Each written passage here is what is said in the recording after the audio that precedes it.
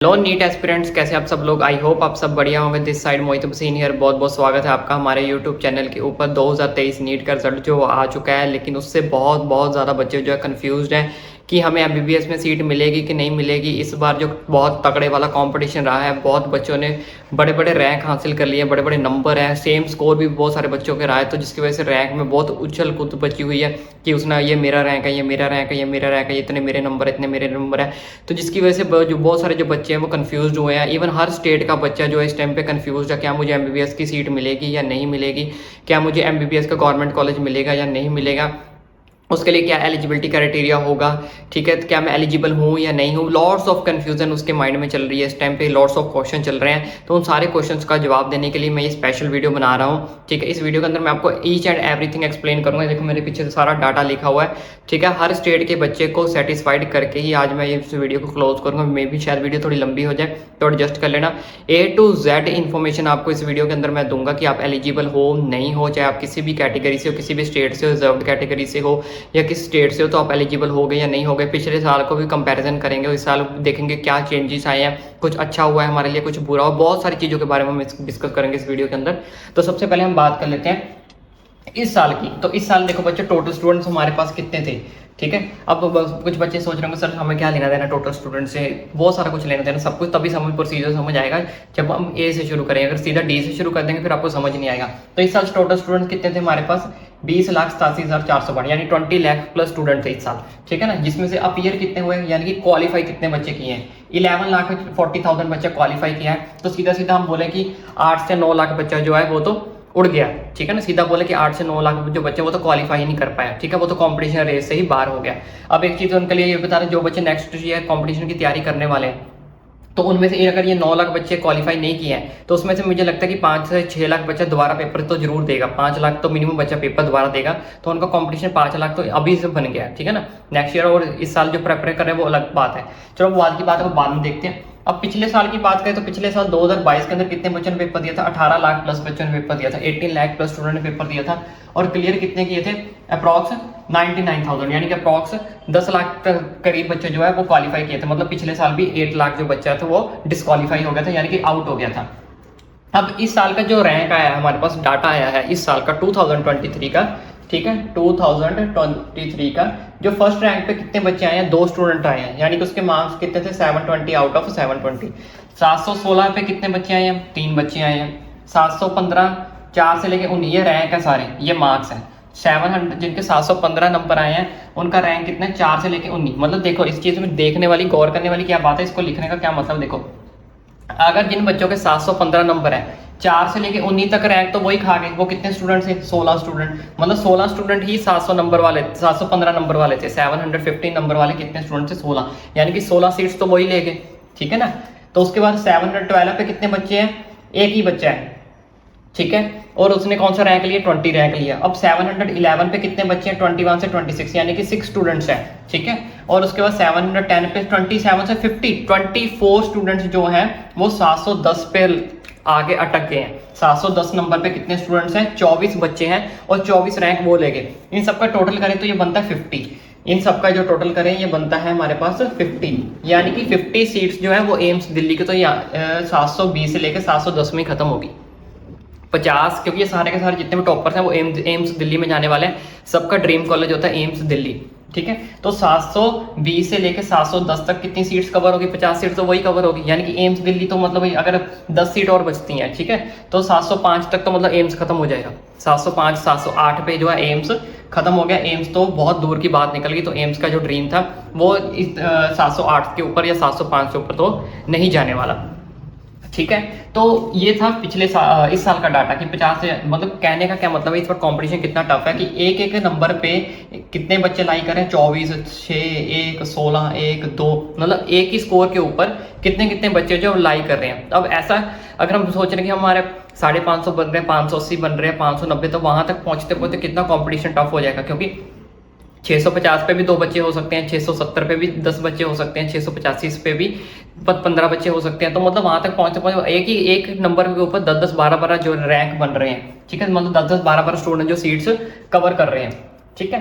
तो अब बात कर लेते हैं लास्ट ईयर की। अब आपको कैलकुलेट कैसे करना है कि मैं एलिजिबल हूँ या नहीं, कि मुझे एमबीबीएस की सीट मिल सकती है या नहीं। अब उस चीज़ का डाटा जो उस चीज़ का कैलकुलेट करके मैं आपको बताता हूँ, ठीक है, कि हम एलिजिबल हैं या नहीं। अब हमारा क्या होगा, हम कहाँ पे लाई कर रहे हैं, हम किस पोजीशन पे लाई कर रहे हैं। तो ये है बच्चे लास्ट ईयर क्लोजिंग रैंक, यानी कि 2022 का जो क्लोजिंग रैंक है, मतलब लास्ट ईयर जो एमबीबीएस की सीट थी वो कहाँ तक गई थी लास्ट। देखो बच्चों, जनरल कैटेगरी की जो लास्ट सीट थी वो इतने रैंक पे गई थी 22,237। लास्ट ईयर जो जनरल कैटेगरी की जो एमबीबीएस की सीट है गवर्नमेंट कॉलेज की, वो कहाँ तक गई थी 22,237। मतलब 22,237 जिस बच्चे का रैंक था, ठीक है, गवर्नमेंट के अंदर उसको सीट मिल गई थी एमबीबीएस के अंदर जनरल कैटेगरी के अंदर। ईडब्ल्यूएस की बात करें 23,166, मतलब 23,166 पे आपको एमबीबीएस की सीट मिल गई थी लास्ट ईयर। ओबीसी के अंदर बात करें तो 23,111 पे आपको जो है एमबीबीएस की सीट मिल गई थी गवर्नमेंट कॉलेज के अंदर। और एससी कैटेगरी की बात करें तो 119091 पे आपको जो है सीट मिल गई थी गवर्नमेंट कॉलेज के अंदर लास्ट ईयर। और एसटी की बात करें तो 150172 पे गवर्नमेंट कॉलेज की जो सीट है वो हमें मिल गई थी लास्ट ईयर। लेकिन इस साल अब क्या चेंजेस आए हैं, इस साल न्यू कॉलेजेस भी ओपन हुए हैं, न्यू सीट्स के अप्रॉक्स 1500, यानी कि 1400, 1500, 1350 इतनी सीट्स हैं। तो उसका 15% निकालें तो यानी कि हमारे पास क्या बोले कि 225 जो सीट है इस साल बढ़ गई है। मतलब इसमें अगर हम 225 ऐड कर लें, 225 सीट बढ़ गई है, क्योंकि पहले 50 कॉलेजेस जो टॉप के 50 कॉलेजेस होते हैं सब बच्चा उसी को प्रेफर करता है और उसमें कोई चेंजेस नहीं आते हैं पिछले साल के मुकाबले। और जहाँ पिछले साल जो लाई किया था हमेशा उसके आसपास ही लाई करेगा। जैसे मान लो यहाँ पे 237 आ गया, तो इस बार क्या 237 आ गया इस साल, पिछले साल। तो इस साल आपका 250 तक जा सकता है या 230 तक जा सकता है, मतलब 5-7 डाउन जा सकता है या 5-7 बढ़ सकता है, उसके नियर अबाउट ही रहेगा। अगर आपका रैंक इसके आसपास एलिजिबल हो रहा है, ठीक है, इसके आसपास आपका रैंक आ रहा है, तो आप पार बच्चों, पार आप एमबीबीएस में गए, ठीक है। प्लस आपकी क्या होगी, कॉमन काउंसलिंग होगी, क्योंकि इस बार कॉमन काउंसलिंग होगी तो उसकी वजह से मैं बोल रहा हूँ 225 सीट्स बढ़ रही हैं। प्लस आपकी कॉमन काउंसलिंग होगी, उससे आपके 10 से 20 नंबर का या 10 से 20 रैंक का आपका ऊपर नीचे उछल कूद हो सकता है। इससे ज़्यादा आपको उछल कूद नहीं होगा इस साल। अब इस साल की बात करें, जो मैंने अपनी प्रेडिक्शन निकाली है कि मेरे हिसाब से कौन कौन से बच्चे एलिजिबल हैं, कौन से बच्चे एलिजिबल नहीं है, मैं उन चीज़ की बात कर लेता हूँ। 2023 के अंदर हम बात करते हैं। 2023 के अंदर देखो, पिछले साल था 22,237, तो इस साल हो सकता है 22,500। क्यों? क्योंकि 225 आपकी सीट भी बढ़ी है, प्लस आपकी कॉमन काउंसलिंग भी हुई है। 22,600 भी हो सकता है, 600 तक भी आपका जा सकते हैं, लेकिन वो हमें मॉप अप राउंड में पता चलेगा थर्ड। तो इसके लिए मैं उस चीज़ को भी यहाँ पे नहीं रख रहा हूँ, इसलिए मैंने नंबर के बीच में रख दिया 610 से, जिन बच्चों के 615 तक आ रहे हैं, ठीक है, 608 कर लो चलो, अगर आपको लगता है कि बस इससे ज़्यादा नहीं, 608 से लेकर 615 तक जिन बच्चों के नंबर आ रहे हैं, ठीक है, वो बच्चे एमबीबीएस की सीट में कंफर्म्ड हो जाएंगे इस साल, ठीक है। 608 से लेकर 615 तक जिन बच्चों के नंबर हैं जनरल कैटेगरी के, वो इस साल एमबीबीएस की सीट को ले जाएंगे, पा जाएंगे गवर्नमेंट कॉलेज के अंदर। अब ईडब्ल्यूएस की बात करें तो 23,400 जिनके बच्चों के 608 से 612 नंबर बन रहे हैं, वो भी बच्चे एमबीबीएस की सीट ले जाएंगे इस साल गवर्नमेंट कॉलेज के अंदर। 23,400 ईडब्ल्यूएस और ओबीसी का सेम रहेगा, 608 से 612, ठीक है। इस साल की बात करें, अगर इन बच्चों के ओबीसी कैटेगरी ईडब्ल्यू कैटेगरी के अंदर आपके इतने नंबर आ रहे हैं 608 से 612 के बीच में, तो आपको गवर्नमेंट कॉलेज है वो 99% मिल जाएगी, ठीक है। अब एससी की बात करें तो इनका बनता है 12500, यानी कि 1,25,000, तो इसमें बनता है 485 नंबर आपके बन रहे हैं, 485 नंबर अगर आपके बन रहे हैं, ठीक है, मिनिमम, ठीक है, तो आपको गवर्नमेंट कॉलेज मिल जाएगा। अगर 485 से ऊपर है तो आराम से तो मिल ही जाएगा। फिर एसटी की बात करें तो अगर 480 नंबर है, इतना रैंक है अगर आपका बन रहा है, ठीक है, 400, क्योंकि वहाँ पे जो हमारी काउंसलिंग होती है वो ऑल इंडिया रैंक के हिसाब से होती है, आपके मार्क्स के हिसाब से नहीं होगी, इसलिए मैंने यहाँ पर रैंक भी लिखे हुए हैं। इसके ऊपर अगर आपका रैंक आ रहा है इसके आसपास, ठीक है, तो आपको जो है सीट अलॉट हो जाएगी गवर्नमेंट कॉलेज के अंदर एमबीबीएस के अंदर। अगर वहाँ से आपको कैलकुलेट नहीं करना आ रहा, तो अगर आपको 480 नंबर है, अगर 480 नंबर आपके मिनिमम बन रहे हैं, तो आपको गवर्नमेंट कॉलेज की सीट अलॉट हो जाएगी। बाकी इसके अंदर स्टेट काउंसलिंग पता नहीं इस बार होती है या नहीं होती, मैक्सिमम चांसेस है कि इस बार स्टेट काउंसलिंग नहीं होगी। बाकी अगर आपको फिर भी और डीपली जानना है तो इसके लिए मैंने स्टेट वाइज भी एक वीडियो बना रखी है, वो मैं आपको डिस्क्रिप्शन बॉक्स में दे दूंगा कि किस स्टेट के अंदर कितने बच्चे जो एलिजिबल हैं, कितने बच्चे एलिजिबल नहीं है। देखो बच्चों, बहुत ज़्यादा जो तगड़ा कॉम्पिटिशन होता है ना, वो उन स्टेट्स के अंदर होता है जहाँ पे बहुत ज़्यादा बच्चे क्वालिफाई कर जाते हैं। जैसे उत्तर प्रदेश में बहुत सारे बच्चे क्वालिफाई किए हैं, 1 लाख से प्लस बच्चे जो क्वालिफाई किए हैं, राजस्थान में क्वालिफाई किए हैं, महाराष्ट्र में क्वालिफाई किए हैं। तो इन शहरों में जो कॉलेज लेना ना बहुत ज़्यादा मुश्किल हो जाता है, क्योंकि अगर स्टेट काउंसलिंग है, क्योंकि वहाँ पे बच्चे बहुत ज़्यादा क्वालिफाई किए हैं, तो हर कोई अपनी स्टेट को प्रेफर करेगा। तो सबसे जितने हाईएस्ट नंबर वाले होंगे वो सीट को कवर कर लेंगे, तो लोअर सीट वाले के लिए मुश्किल हो जाती है। लेकिन जैसे गोवा हो गया, मणिपुर हो गया, मतलब ऐसे जो कुछ छोटी स्टेट्स हैं वहाँ पर सीट्स खाली रह जाती हैं, तो वहाँ पर जाके आपको सीट के चांसेस भी मिल सकते हैं। अब बात कर लेते हैं कि मिनिमम क्वालिफाइंग मार्क्स कितने होने चाहिए आपके। मिनिमम क्वालिफाइंग देखो, पिछले साल आपके क्वालिफाइंग मार्क्स कितने थे जनरल कैटेगरी 117, एक इस बार बढ़ के कितने हो गए 137 में, हमें कोई फर्क नहीं पड़ने वाला, ठीक है। मैंने आपको जो डाटा बता दी वही होगा। एक चीज़ उसके बाद और शेयर करता हूँ, 117 यानी पिछले साल हमें 117 नंबर मिनिमम चाहिए थे, लेकिन इस साल मिनिमम नंबर कितने चाहिए 137। जो बच्चे काउंसलिंग करना चाहते हैं उनके लिए बता रहा हूँ, अगर 137 नीचे है तो आप काउंसलिंग के लिए एलिजिबल नहीं हो, आप काउंसलिंग भी नहीं कर सकते जनरल कैटेगरी के लिए। ओबीसी के लिए आपको 107 नंबर चाहिए, अगर इससे कम नंबर है तो आप भी काउंसलिंग के लिए एलिजिबल नहीं हो, आप काउंसलिंग कर ही नहीं सकते। और SC/ST के लिए कितने भी चाहिए 107 सेम ही है, अगर 107 आपके से नंबर कम है तो आप काउंसलिंग के लिए भी एलिजिबल नहीं हो। बात कर लेते हैं जो सबसे बच्चों को दिक्कत कहाँ पे आती है, सबसे बच्चों को दिक्कत कौन कौन से बच्चों को आएगी। देखो जैसे मैंने बता दिया आपको 608 से 615 वाले बच्चे जो है वो MBBS की सीट के लिए क्वालिफाई हो जाएंगे। अब दिक्कत कहाँ पे आएगी, जहां से मैं आपको लिख देता हूँ 590 से लेके 608 तक, इनके बीच में जो बच्चे लाई कर रहे हैं 590 से लेके 608 तक, जनरल कैटेगरी की बात कर रहा हूँ, उनको सबसे ज्यादा दिक्कत प्रॉब्लम क्रिएट होने वाली है, क्योंकि वो अभी उनके ऊपर बॉर्डर पे अटके हुए हैं। अभी कहाँ पे हैं, बॉर्डर पे अटके हुए हैं, पता नहीं सीट मिलेगी कि नहीं मिलेगी। तो देखो बच्चों, मैं इनको लेके सजेस्ट करना चाहूंगा कि आप हर एक काउंसलिंग करें, क्योंकि उसमें सारे बच्चे ऐसे नहीं कि हर एक बच्चे MBBS ही चाहेगा। कईयों को इंटरेस्ट ही नहीं होता है MBBS में, चाहे जितना मर्जी बड़ा रैंक आ जाए। मान लो अगर उसका इंटरेस्ट ही BDS में, चाहे वो 480 नंबर ले जाए, चाहे 500 नंबर ले जाए, चाहे 600 नंबर ले जाए, अगर उसने सोच रखा है कि नहीं मैं BDS ही करूंगा, वो बंदा BDS ही करूंगा, तो वहाँ से आपकी MBBS की सीट खाली हो जाएगी।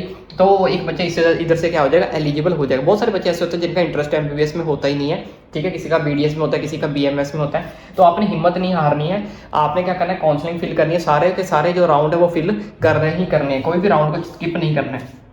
590 से लेकर 608 आपके चांसेस हैं, बट 50-50 चांसेस हैं। जिनके बच्चों से 608 से ऊपर नंबर है, 608 है, वो तो 99% आप एलिजिबल बन चुके हैं। ऐसे ही आप EWS है, OBC SC/ST की भी कर लेते हैं, तो इनका भी सेम मैंने आपको बोला कि आपने हर एक जो बच्चे लाई कर रहे हैं 608 से नीचे, अब बच्चे अगर 608 से नीचे जितने भी 590 से 608 के बीच में लाई कर रहे हैं, चाहे वो जनरल के EW OBC कोई भी है, ठीक है, आपने काउंसलिंग करनी है, आपने काउंसलिंग को स्किप नहीं करना है। अब ये तो बच्चे हो गए थे सारे के सारे MBBS वाले।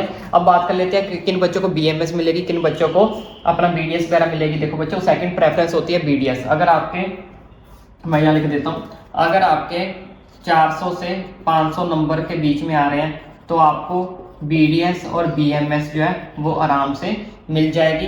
और BMS के लिए तो आपको, अगर आप 350 प्लस भी स्कोर कर लेते हो तब भी आपको BMS के जो है वो चांसेस है। अब जिन बच्चों को प्राइवेट वगैरह पे करना है, यानी कि नीट से कोई लेना देना नहीं है, अगर वो चाहते हैं कि मुझे प्राइवेट प्रोसेस पता चले तो वो मुझे कमेंट बॉक्स में बता देना, मैं उसके लिए अलग से वीडियो बना दूंगा, चाहे BMS का है, चाहे BDS का है, चाहे फिर MBBS का है।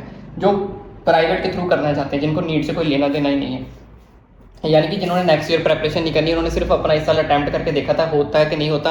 अगर उन्होंने प्राइवेट में जाना, अगर उनको प्राइवेट का प्रोसेस नहीं पता तो मुझे कमेंट बॉक्स में बता देना, मैं उन चीज़ को सारा का सारा क्लियर कर दूंगा प्राइवेट का प्रोसेस क्या होता है, ठीक है। 400 से 500 के बीच में आपको BDS BMS मिल जाएगी, 350 प्लस है अगर, तब भी आपको BMS जो है वो मिल जाएगी, ठीक है। 350 प्लस में BMS भी मिल जाएगी और BSc भी मिल जाएगी। BSc आपको 300 प्लस में भी मिल जाएगी, ठीक है। 300 प्लस में आपको सारा मैंने प्रोसीजर बता दिया कि जो 300 प्लस है BMS BSc मिल जाएगी, 300 प्लस है तो अकेली BSc भी मिल जाएगी, ठीक है। बहुत सारे बच्चे BMS भी करते हैं, देखो BMS भी काफ़ी अच्छी चीज़ है। BMS करने के बाद MD भी कर सकते हो, आपके पास ड्यूल डिग्री हो जाएगी। हाँ, MBBS की हम कंपैरिजन नहीं कर सकते, MBBS अलग चीज़ चली जाती है। अगर BMS के साथ आप MD कर लोगे तो ऑलमोस्ट कहीं ना कहीं थोड़ा बहुत तो आप उनके इक्वल पहुँच जाओगे, ज़्यादा नहीं कहेंगे, थोड़ा बहुत तो आपको उनके इक्वल पहुँच जाओगे, आपके पास डबल डिग्री हो जाएगी। अब कुछ कॉलेजेस की मैं आपके साथ बात कर लेता हूँ, कुछ कॉलेजेस की मैंने लिस्ट भी निकाली थी, वो भी मैं आपके साथ क्या कर देता हूँ, शेयर कर देता हूँ। तो मैं बात करने वाला हूँ टॉप 50 कॉलेजेस की। टॉप 50 कॉलेजेस में जैसे मैंने आपको बताया था एम्स है, एम्स में जो फर्स्ट राउंड हुआ था वहाँ पे फर्स्ट से 55 जो रैंक था वो एम्स ने कवर कर लिया था। यहाँ पे मैंने आपको ऑलरेडी बता दिया कि पहले 50 बंदे तो एम्स में ही जाते हैं, एम्स दिल्ली के अंदर, वो तो कवर कर लेंगे। उसके बाद जो है अपना मौलाना अजल मेडिकल कॉलेज 59 से वहाँ तक गया था 91 तक, वहाँ पे जो राउंड कितना रैंक गया था 59 से लेके 91 तक जो बच्चों का रैंक आया था वो वहाँ पे गया था। और फेमस कॉलेज की बात कर लेते हैं, अपना चंडीगढ़ गवर्नमेंट कॉलेज है, वहाँ पे गया था अपना 221 से लेके 313 तक बच्चे जिनका रैंक आया था वो चंडीगढ़ में उनको सीट मिल गई थी गवर्नमेंट मेडिकल कॉलेज के अंदर। राजस्थान एम्स की बात कर लेते हैं, राजस्थान एम्स के अंदर जो पिछले साल का रैंक गया था वो गया था 121 से लेकर 569 तक, ठीक है। 121 से लेकर 569 तक जिन बच्चों का रैंक आया था उनको राजस्थान के अंदर एम्स मिल गया था। कुछ और कॉलेजेस की बात कर लेते हैं, और कॉलेजेस का हमारे पास है मध्य प्रदेश की बात करें, मध्य प्रदेश के अंदर 61 से लेके 576 के अंदर बच्चों को क्या करके सीट मिल गई थी, जिन बच्चों का रैंक आया था। ये जनरल कैटेगरी की बात कर रहा हूँ मैं, 61 से लेके 576 के बीच में। उसके बाद बात कर लेते हैं पटना एम्स पटना के अंदर के कहाँ तक रैंक गया था, 626 से लेके 1537, 626 से लेके 1537 के बीच में अगर आपका रैंक आता है तो आपको एम्स पटना मिल जाएगा। ओबीसी की और एससी की ईडब्ल्यूएस की बात करें, उनका क्या था 1982, यानी कि 1982 से लेकर 2362 के अंदर अगर आपका रैंक लाई करता है तो आपको जो है सीट अलॉट हो जाएगी। तो इस हिसाब से आप कैलकुलेट कर सकते हो। वैसे तो मैंने आपको ऑलमोस्ट सारी चीज़ें अब क्लियर कर दी हैं। अगर फिर भी अगर आपको कोई डाउट है तो मुझे कमेंट करके पूछ लेना। एक चीज़ और क्लियर कर देता हूँ, अगर आपको स्टेट वाइज जानना है, मैंने उसकी एक अलग से वीडियो बना दी है, मैं उसका लिंक डिस्क्रिप्शन बॉक्स में भी दे दूंगा, लास्ट में भी दे दूंगा, वो वीडियो भी जरूर देख लेना। उसमें आपको और ज़्यादा से अगर जिन बच्चों का थोड़ा सा डाउट रहता है स्टेट वाइज का रहता है, वो स्टेट वाइज वहाँ पे क्लियर हो जाएगा। बाकी मैंने आपको बता दिया, अगर आपको पिछले साल का जो आपकी कट ऑफ लिस्ट है ना, उसके आसपास अगर आप रह रहे हो या सेम भी रह रहे हो, उसके आसपास कह रहे हो, छोड़ो सेम भी रह रहे हो ना, तो आपको एमबीबीएस की सीट अलॉट हो जाएगी। वो सारी की सारी जो सीट है मैंने यहाँ पे ऑलमोस्ट एक्सप्लेन तो कर दिया। अगर आप और डीपली देखना चाहते हो तो वो कट ऑफ लिस्ट जो आप डाउनलोड कर लेना गूगल से, वो आपको मिल जाएगी। तो वहाँ पे आप अपने मार्क्स से उस मार्क्स को कंपैरिजन कर सकते करके देख सकते हो 2022 के, कि हमें जो है सीट मिलेगी कि या नहीं मिलेगी। बाकी मैंने इतने बच्चों को बता दिया कि इतने अंदर अगर आप लाई करते हो तो आपको एडमिशन मिल जाएगी। और जो बच्चे लाई नहीं कर रहे हैं, जिनका बिल्कुल ही डीपली है, तो उनको एक चीज़ क्लियर कर देता हूँ, यह कि बिल्कुल ही अगर वो उनका मार्क्स जो है लो रह रहा है तो हिम्मत नहीं आनी बच्चों। देखो जून चल रहा है, जून के बस 6-7 महीने और 8 मैक्सिमम 8 महीने बचे हैं, तभी हमारा नीट का पेपर फिर से आ जाएगा, नीट का एग्जाम फिर से आ जाएगा। दब के तैयारी करो। अगर आपका एम है, लक्ष्य, कोई फर्स्ट अटैम्प्ट में करता है, कोई सेकंड अटैम्प्ट में करता है, थर्ड अटैम्प्ट में करता है, या फर्स्ट में नहीं होगा, सेकंड में नहीं होगा, थर्ड में नहीं होगा, एटलीस्ट फोर्थ में तो होगा ना। अगर हिम्मत ही हार के बैठ गए कि भाई होगा ही नहीं, तो फिर फायदा क्या। और जिन बच्चों का ये अटैम्प्ट भी हुआ तो उनको क्या पता, आपको क्या पता कि फर्स्ट में किया है उन्होंने, सेकंड में किया या थर्ड में किया है, ठीक है ना। मेहनत तो की है ना। तो अगर हमारी मेहनत थोड़ी बहुत अप डाउन हो गई है तो इस बार हम और मेहनत करें। अगर हम यहाँ तक पहुँच सकते हैं, ठीक है, 400, 300, 350 तक पहुँच सकते हैं, तो हम 500, 550, 600 तक भी पहुँच सकते हैं, ठीक है ना। तो मैं आपको ये सजेस्ट करूँगा, अगर आपका एम लक्ष्य एमबीबीएस ही है तो 1 साल और दब के तैयारी करो, अच्छे से तैयारी करो, हिम्मत नहीं हारनी। लेकिन जिन बच्चों को लगता है कि मैंने सिर्फ एमबीबीएस इस साल ही करना था, मुझे और नहीं करना, ठीक है, उन बच्चों के लिए मैंने बता दिया, आपके पास बीडीएस का ऑप्शन है, आपके पास बीएमएस का ऑप्शन है। अगर बीएमएस करना हो, बीएमएस के पास एमडी भी कर सकते हो, यानी कि लॉट्स ऑफ ऑप्शन है। बीएससी करना चाहिए, इन सारी चीज़ों की आज के टाइम पे बहुत ज़्यादा डिमांड है। मेडिकल में चाहे बीडीएस कर लो, बीएमएस कर लो, बीएससी कर लो, लॉट्स ऑफ डिमांड है हर कोर्स की, हर चीज़ की। तो आपने हिम्मत नहीं आनी। लेकिन मैं आपको ये सजेस्ट करना चाहूँगा कि अगर आप करना चाहते हो, अगर आपके पास हिम्मत है, कॉन्फिडेंस हो आप कि मैं कर सकता हूँ, तो एक बार और अटैम्प्ट जरूर करके देखें, ठीक है। इसके अलावा अगर आपको कोई डाउट है, आपकी कोई क्वेरी, आप मुझे नीचे कमेंट करके पूछ सकते हो। आई होप आपको सारी की सारी जब चीज़ें क्लियर हो गई हो।